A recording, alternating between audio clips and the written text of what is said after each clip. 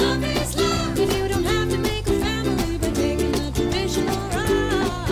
If these ovaries could talk, they would say.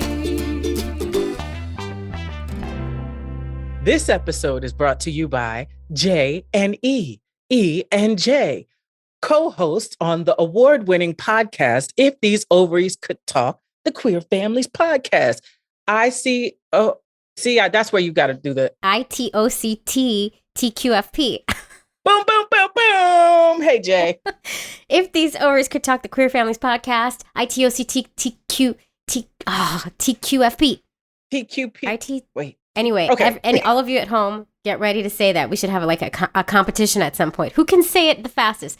ITOCT-TQFP. ITOTC. Shit, No. I can't. Wait, how come I can't do it? And I'm reading. Listen, ITOCT runs out of my mouth so easily because I've been saying it for 4 years. ITOT. ITOCT. It's just like LGBTQ. ITOCT. TQFP. Oh my God. All the acronyms. Okay. All right. I'm doing Right. good. So here's the issue with look, we're already off to a funny start. Here's the issue, y'all, at home with this bonus episode. It's another bonus. Here's the issue with it. We are trying to do it all in one fell swoop. How we usually do this is we record the interview with our guest, then we send it to our editor. You're getting a lot of behind the scenes stuff here, folks. Yeah. And then the week before the episode drops, we record our intro and our outro to that particular episode. So we do it in spurts. This time we're trying to do it all in one. One so shebang. What you're getting, one shebang shaboom, and what you're getting is the real truth of ITOCT-TQFP. Oh, ITOCT-TQP. FP, you were so close. I was so P. I was so P. Now I'm not going to be able to speak. You know what? Things happen when you turn 48. And I'm just rolling with the homies right now. But anyway, we're doing this bonus episode because we go on hiatus till September 12th. And we're working on season 10 dropping September 12th. Season 10. And you know what? We did record already our first episode of season 10. Oh my God, I want to tell them, but I won't. But we can tell them. Can we? We can, yes. Tell them about Let's tease it. Okay, tease it. I'm the worst teaser. We're going to tease it. So if you all watched The Nuclear Family, that documentary, the recent documentary HBO about Max. the HBO Max, the two moms with the two known donors, and one of the known donors ended up suing the moms for custody. It was a very well-made documentary. Oh, anyway, so good. We interviewed Cade, the sister. It was an excellent conversation. Cade's story, I mean, Cade has way more of a story than just what you have learned of from The Nuclear Family. So that's season 10 premiere. But the documentary is really good. So please take a look at it before September. Look at that now. So good. Yeah. The Nuclear Family. So good. So get ready for season 10. It's going to be great. We have a lot of fun things coming at ya. And we want to talk about that stuff. But before we do that, we have to tell you guys. That we U-Hauled it? Is that where we're going? Yes.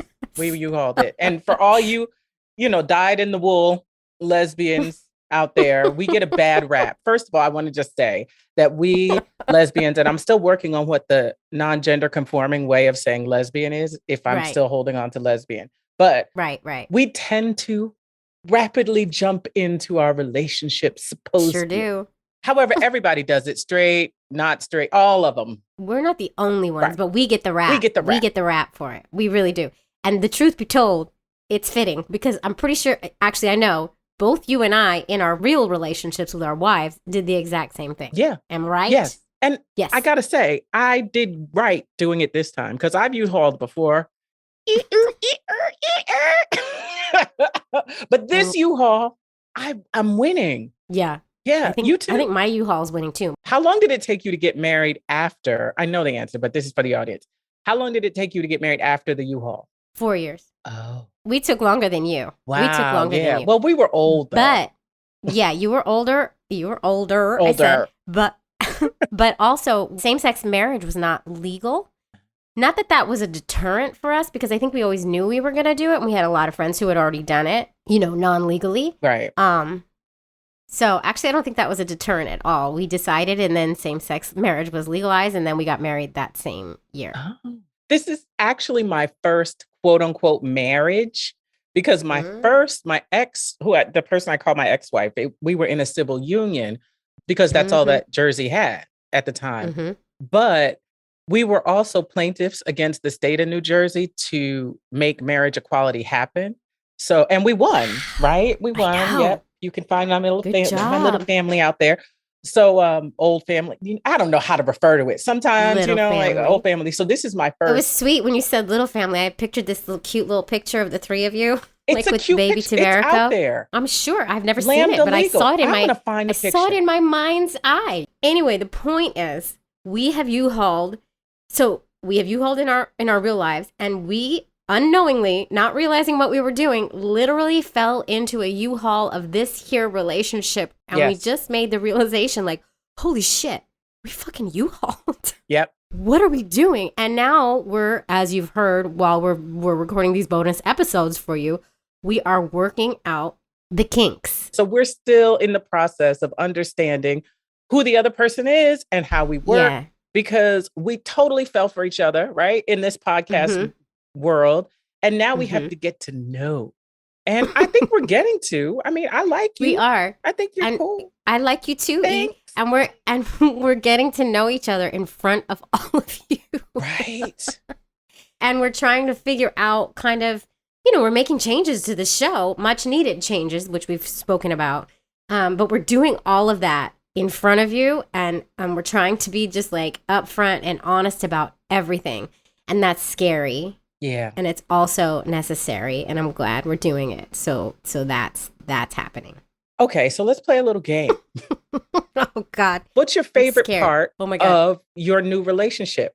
Okay. Of me. Give me a compliment. I give you a compliment. There you go. And then I've told you one of my favorite things Okay. is the what, The where, why. You always say the H. I love it. It's amazing. That's one of them. oh, thank you. You're putting me on the spot, though. There's many things. Well, because I had one ready for you. Oh, okay. Well, okay. You go first, Okay. and then let me. You seem to always be able to put yourself in a better mood on the spot. And I think that is hard fucking work. I can't do it. Like if I'm in a mood, I'm a Cancer. You should do research on us, by the way. If I'm in a mood, it takes the world to shift it. I'm working on it, but I'm not the easiest shift. But I really like and respect that you come in and it seems like you really take that, leave your bullshit at the door, leave your shit at the door and come in and, be here. So you, to me, are always in a Oh. very pleasant place. Well, thanks, E. Here's where I'm worried that this is just the honeymoon phase, and because I think my wife used to say that to me, and my wife doesn't say that to me. Well, it's almost 10 years. She's got to say new things now. 14 years total. Woo. And I really love, and you might not know it because I make fun of you every time you do it, but I love that you love the horoscope and the signs so much. And I know I'm going to learn so much from that. So I will keep making fun of you for it. It's I fine. will. It's fine. It's happening. Right. But I do love it, and I think it's fun. So let's move So on. in the name of the transitions, as we're Yes. moving on, we did some updating, right? Because we needed to Mhm. figure out what it looks like. So the logo took a shift, the colors took a shift, the song, lots of shifting and newness. Updated Yes. the website. The website looks so fucking good. Yes, we have to say a huge thank you to Soul Camp Creative, So Camp Creative. who helped us create this new updated website. So what had happened was when I brought Ian, and I was talking with other folks in the trans community, in the non-binary community that were not white, trying to, get a feel for what should we do? What changes should we make to make this even more inclusive of our community? And some of the big things that folks said was, first of all, the title, If These Ovaries Could Talk, is not inclusive, which I was like, yeah, duh, you're right. Also, the title doesn't explain exactly what this podcast is about. So that's why we have added the Queer Families Podcast, to make it clear what this podcast is. And also, TQFP. to not make it so TQFP, to not make it exclusive to anybody who doesn't have ovaries, because this podcast is not only about folks with ovaries. So we had to make that change.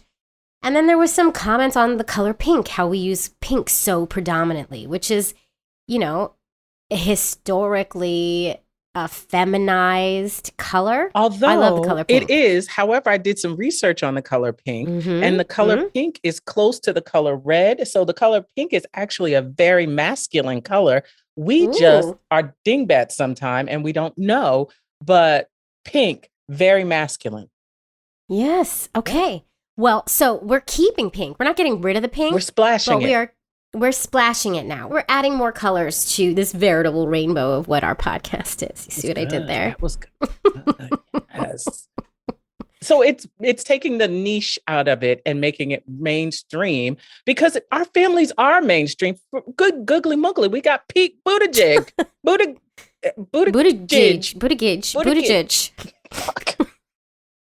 Everybody does this though when they say his name. But we have a Pete, right? And he's in the administration. We're out. Not only are we out there, we're everywhere. So we want the podcast to be more reflective of all the different genders and different races and colors, creeds, sizes, like the intersectionality. That's what I was looking for of all of our families, because our families don't just deal with queerness. Our families deal with gender identity and queerness, legal issues and queerness, different abilities. So it's compound stuff that we're going to be getting more deeply into. And if we misspeak, please correct us. Yeah. So speaking of our beautiful families, there is some crazy shit happening right now in the world that is affecting us.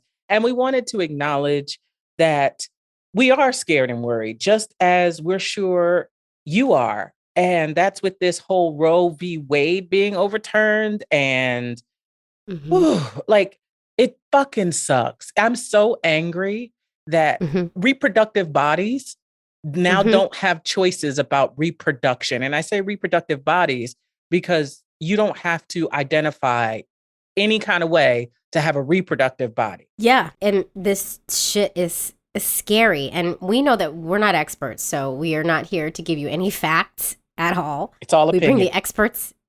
We bring the experts in for that. But what we can say is we're here with you. We're just as upset and scared as you all were when Roe v. Wade was overturned. And when the idiot Supreme Court Judge Dum Dum Thomas said what he said about going after same-sex marriage next. And it's fucking crazy. It's insane out there. And so we just want to let you know that we're making a promise to you that for season 10, we are going to bring some serious experts on. Definitely, we're going to be talking to a fertility doctor who can talk to what the effects of overturning of Roe v. Wade can have on our families, in regards to our fertility struggles, frozen embryos. What do we do with frozen embryo? A lot of us have this dilemma now of frozen or can have this dilemma of what to do with these frozen embryos. Anyway, so we're going to bring in experts to talk about all the issues that can arise and what we can do as a community to get through this crazy, scary time. And no one is aged out. Like, I may not be of reproductive age with my physical body, or, you know what I mean? And I might not have made a choice one way or another, but I have a kid, right? And what happens if he has a relationship where the person gets pregnant and they don't want to have that child? What happens? Like, so this is not something you age out of, folks. This is not something that doesn't apply. It's going to affect our country on the whole in a major way. And a terrifying way, because when people don't have autonomy over their bodies, it can get real crazy on these streets. We see that already happening. There's studies done that say the majority of folks who are having abortions are folks who already have multiple children, right? Yeah. And so what's going to happen to those families if they're forced to have this child that they can't afford? Now we're talking about extra poverty in our community, in our society, or be forced to put a child up for adoption and give birth to a child and then have, it's fucking insane. And also there's the other issue on the adoption side that there are a lot of agencies who will not let same-sex couples adopt. Right. So all these babies, where they going? Who's taking care of all these babies? Who's taking care of right? Or is it a continued pipeline into the jail system for Black and brown babies? Like, what in the world? But this What in leads the me, world? I have the answer to all these world problems. Are you ready for it, Jay? What's your answer? Here's the answer, America, universe, multiverse. Mind your business. Mind your business. What you do in your house, as long as it doesn't affect anybody or hurt or harm anyone, why can't people just mind their business, Jay? We're making a promise to you that for season 10, and we're already in talks actually with some fertility doctors to come on and be experts for us so they can really walk us through what does this look like for us? What can we do? And the other thing is, like, when you go and listen to these other fertility podcasts, I went and I looked because I was thinking, oh my God, I want to talk about this on my podcast, but I want to get some facts. I want to get some facts about what this means for us. And I listened to Fertility Docs Uncensored, which was somebody recommended that we actually have some of these fertility docs come on and guest on the podcast. And I haven't reached out to them yet. But I was frustrated, and I listened to the one episode that pertained to Roe v. Wade and its repercussions on the world of fertility. And I was frustrated with this particular episode because it was very heteronormative leaning. There was no talk of LGBTQ family making at all, which, okay, fine, I can handle that. But it was also had this like straight white male fertility doctor come in as a guest. And the two hosts are two lady doctors. But they had the straight white male fertility doctor come in as the guest to be the expert. And hearing him talk about this, it irked me. And he was very like, you really don't have to be worried. They say that this affects this, but it really doesn't. And it was very like flippant. And I wanted one of these ladies to say, well, wait a second. You don't have a uterus. Ding, ding, ding. Ding, So, ding, ding. It just felt very... what's the word? Non-empathetic. I didn't like, Right. I stopped listening to it. I was annoyed. And there was no queer talk. So like, okay, bye-bye. Bye-bye. That's why this podcast needs to exist. That's why we are vowing to bring on some fertility experts to talk about what does this mean for us. And then in response to dumb Thomas saying that they should go after same-sex marriage next, I want to say something. And I'm getting my facts from a person who we are going to do an Instagram live with soon, hopefully. We're working on it. Their name is Jenna Jaffe, and we interviewed her before, and she runs an organization called Connecting Rainbows. If you don't follow her yet and her organization, you should go ahead and do that because Connecting Rainbows is a law. Wait, I'm going to read it so you have it. Connecting Rainbows connects folks with lawyers and fertility experts to make it easier to grow and protect our families. It's a great resource for our families, and she has a lot of like free law services listed on her website for folks who need it. And she knows a lot about what could happen with this whole same-sex marriage thing. And what she said in one of her reels, because she's all over the social media, yes, there's reason to worry, but nothing is happening immediately, so we have time and nobody should panic. She said, if Obergefell is challenged, it has to go through the lower court first before they even petition it to the Supreme Court. And the court gets something like 8,000 petitions a year, and they only get through roughly 80 in a year. So there is definitely time. But they cherry pick what they decide. Do. Like They they do, didn't but have that's to still do a this year. one for Roe versus Wade. True. In that case, if it ends up that this challenge actually goes through and Obergefell is overturned, then it will be a state-by-state issue, kind of like what you were talking about earlier with your court case that you had in Jersey. Right. To make it legal in Jersey. It won't be overturned in Jersey. It won't be overturned in New York. But apparently, there are like 25-ish states where same-sex marriage is totally going to be okay, even if Obergefell... 25? I don't know if I'm saying it right, gets overturned. Is it 25? That's what Jenna Jaffe said. We're going to bring the real expert in to tell us. But that being said, obviously, protect your families, get that second parent adoption, make sure you're as safe as you can be now, so that if anything does happen, you're prepared. And just go out there and love on your families, folks. Love on your family. The And love whole on reason yourself. why we created them. You know what I mean? I don't know if we say it enough, but self-care is love for everybody because you bring you to the picture and you're all fucked up and messed up and broken and a hot mess. You can't do nothing but nobody else. So love on yourself because we want to love on you, right? And we can't do that if you're not interacting with us. So yes. Yeah. And I know personally, I went through a little a little divot recently because I got COVID and then I got all depressed about it. You know, we go through ups and downs, but And you know me, I don't mind sharing depression, anxiety, that shit. I had recent events in my life that threatened to sink my battleship. However, I am learning how to repair my battleship and hopefully my battle. That's plosive. That's art school training. Battle, my liquid you. Okay, sorry. Yeah, but we all go through some shit, right? Yeah, and we just wanted to record this bonus episode and tell you we love you. Negative thoughts be gone, and like we're here, we're queer. We're gonna keep bringing you this queer content, this queer families content because it's fucking necessary, especially right now. Well, we gotta. This is supposed to be a short episode, and 32 E seconds really left. did time us, and we only have 32 seconds left, so we are gonna go slightly over because we do have to remind you all to vote for our podcast. Voting has officially opened for the People's Choice Podcast Awards, and if you've been a listener, you know If These Ovaries Could Talk, the Queer Families Podcast, has won this award 2 times, and now that E is here, we really want. We got to win again, guys. Do. Come on, the 3 Ps. I need to be like Jordan. I need 6 rings here. So what you do is you go to podcastawards.com. You're going to press the blue button that says click here to vote. You're going to register, but don't worry, they will not inundate you with emails. This is just so they know that you're a real person.